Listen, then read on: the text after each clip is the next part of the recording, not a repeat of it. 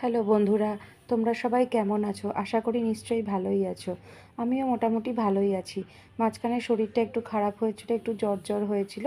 এখন মোটামুটি ভালোই সুস্থ আছি। তো যেই একটু সুস্থ বোধ করছি অমনি চলে এলাম একটা ছোট্ট ব্লগ নিয়ে তোমাদের সাথে শেয়ার করতে। তো দেখো, আমাদের বাড়ির ওয়াশিং মেশিনটা একটু খারাপ হয়ে গিয়েছিল।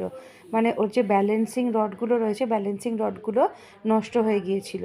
মেশিনটার বয়স মোটামুটি 6.5 থেকে 7 বছর।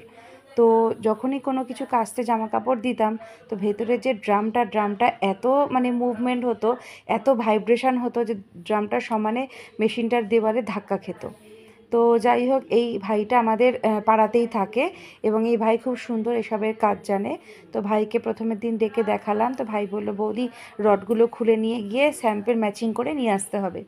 তো 3-4 দিন আগে রডগুলো খুলে নিয়ে গেছিলো, তো আজকে স্যাম্পেল ম্যাচিং করে নিয়ে এসেছে।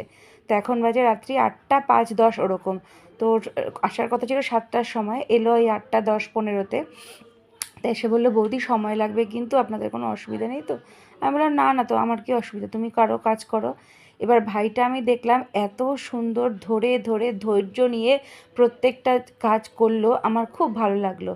তা যদিও বাইরে বৃষ্টি পড়ছিল, কিন্তু ভেতরে একটা ভ্যাপসা গরম।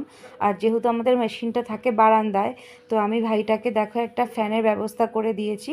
এই ফ্যানটা কদিন আগেই আমি কিনে নিয়েছি ছোট্ট মতো, কিন্তু হাওয়া খুব ভালো হয়।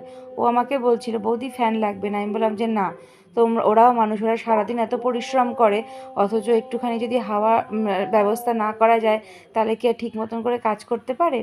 তো বাইরে এখন পুরো ঘুটঘুটে অন্ধকার হয়ে গেছে, 8টা বেজে গেছে। তো ওকে আমি